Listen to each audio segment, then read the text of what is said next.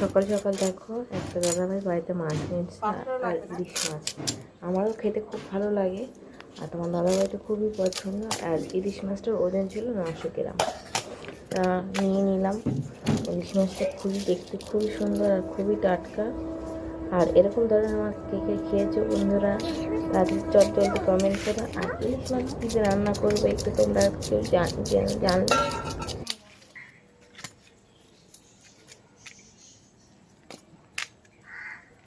মাথা মাছ রাখবো না,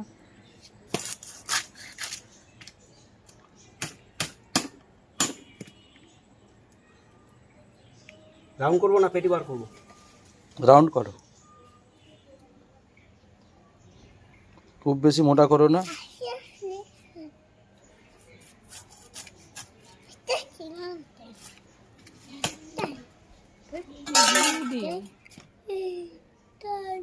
জ্যান্ত মাছের মতন রক্ত বেরোচ্ছে।